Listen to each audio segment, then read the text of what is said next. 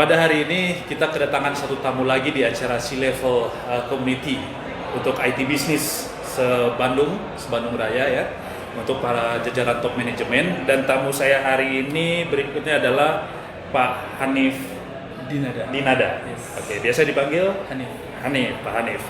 Oke, Pak Hanif ini adalah CEO dari Infocast Indonesia. Infocast Indonesia ini berdiri sudah lebih dari sekitar satu dekade. Satu dekade ya.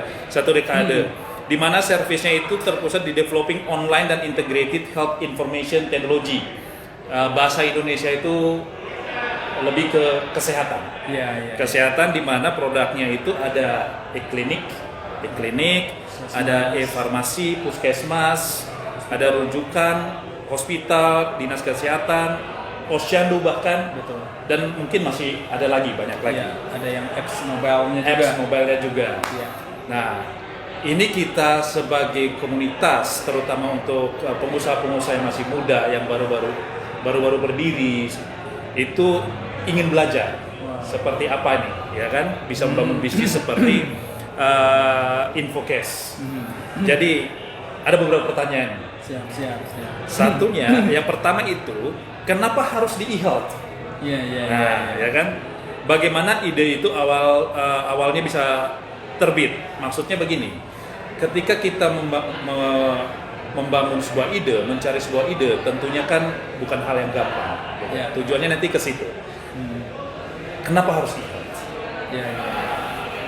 Jadi memang ini sebenarnya bentuk bagian dari keprihatinan kita juga ya.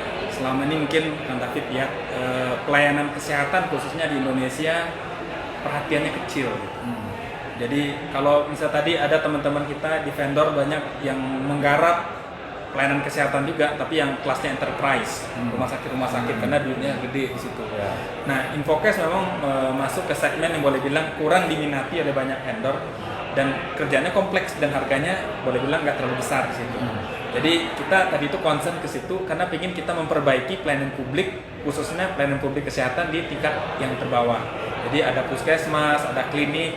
Nah, kita ingin bagaimana supaya yang selama ini klinik atau puskesmas yang biasanya kalau kita datang itu ketemu dengan kertas-kertas yang banyak, pelayanannya yang lama, berantakan, pokoknya boleh bilang crowded lah. Nah, kita ingin nata dan kita ingin buktikan bahwasanya ini mereka juga bisa berikan yang terbaik gitu. Jadi itu yang kami coba lakukan, kami coba perbaiki. Jadi sebuah sistem yang kami coba deliver, di mana dengan biaya yang sangat murah, mereka bisa memanage manajemen pelayanan mereka dengan baik, tapi udah terintegrated semuanya.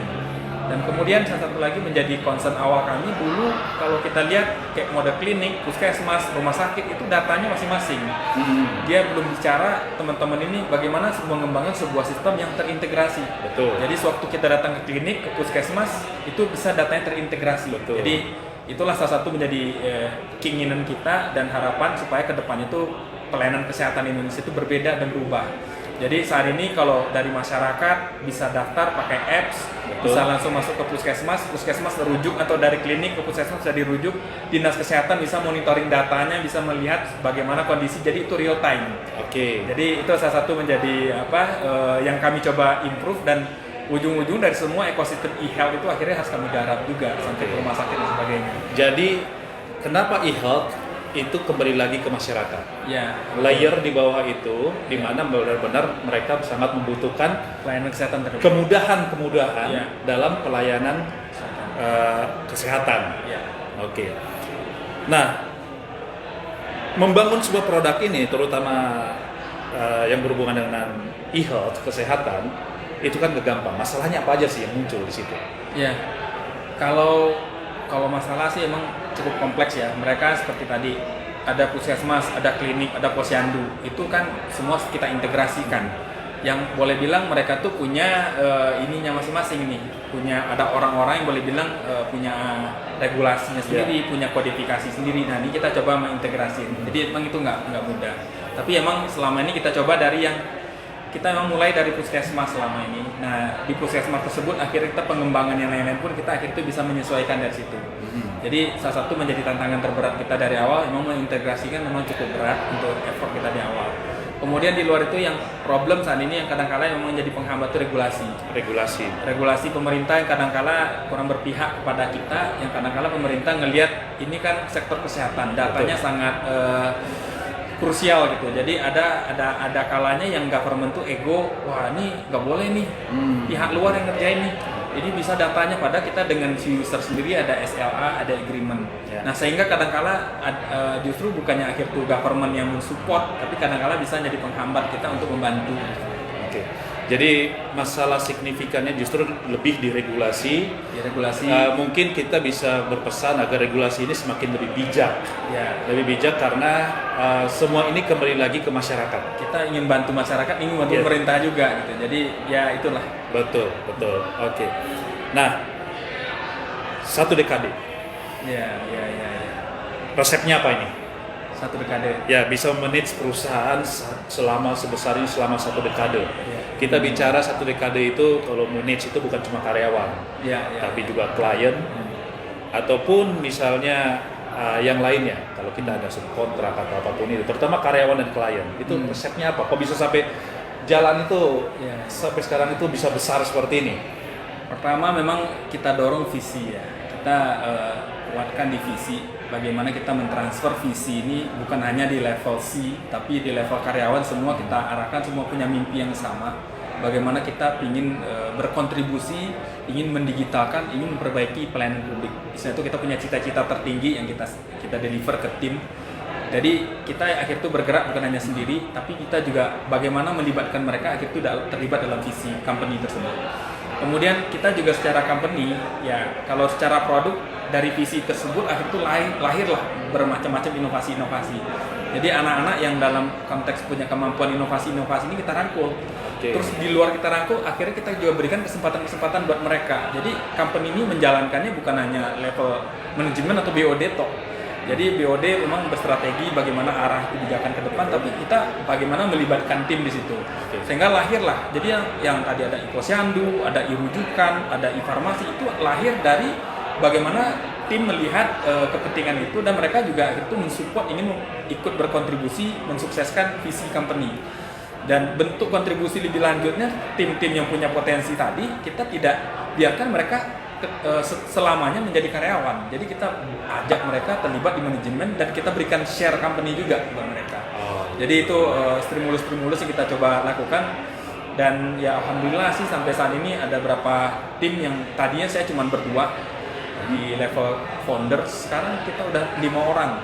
5 orang dari karyawan-karyawan akhirnya kita kasih share, mereka terlibat di manajemen dan dia punya akhir tuh mereka akhirnya punya mimpi baru lagi yang buat bagaimana membesarkan company gitu. Jadi itu kita pakai. Jadi ya kita konsepnya berjamaah, gotong royong. Ya, dan kita di luar itu juga menjalankan, kebetulan majority di kita itu muslim. Kita jalankan kaidah-kaidah yang sifatnya itu syiar di dalam juga, bagaimana membiasakan karyawan-karyawan beraktivitas, mulai membuka aktivitas dengan pada ngaji, kemudian pada waktunya didorong semua sholat di masjid. Itu kita kasih pendekatan-pendekatan yang religius juga di luar.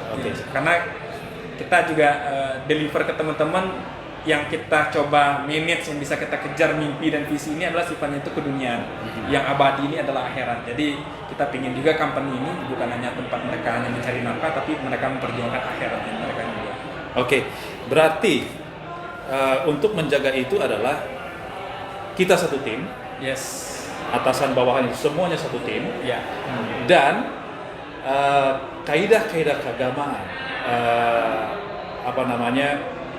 lebih ditingkatkan, ditonjolkan di dalam, dikuatkan karena pekerjaan ini bukan cuma pekerjaan ini yang dikejar, tetapi akhirat juga, dan itu sangat bagus dan itu bisa jadi contoh untuk perusahaan-perusahaan yang lain sebenarnya, dan itu sangat bagus, terutama perusahaan-perusahaan yang baru tumbuh. Sebelum kita tutup, ini kan ada acara komunitas kita ini. Menurut Pak Hanif, pendapat Pak Hanif tentang komunitas kita ini seperti apa? Jujur saya akui ini super keren, bagus banget, dan karena selama ini kita memang ngelihat teman-teman kan banyak yang ketemunya di meja bidding gitu ya, di tempat pitching kita. dan teman-teman punya inisiasi untuk bagaimana mengumpulkan. Salah satu poin pertama yang saya lihat dapat impact di sini akan ada decision making antar teman-teman, bisa saling share opportunity, share resource, share macam hal yang saya rasa ini bisa inline. Nah, kalau saya sih ngelihat biar lebih kuat lagi ini biar berbentuk program, karena dengan kita berjamaah dalam berbentuk level company ini ada lagi yang bisa kita coba kita coba olah lagi, bisa itu di level pemerintah nanti. Kalau kita berhadapan masing-masing itu saya rasa nggak akan terlalu dipandang oleh teman-teman. Jadi kalau kita dalam berbentuk kumpulan, dalam berbentuk asosiasi, menurut saya sih akan lebih baik ke sana.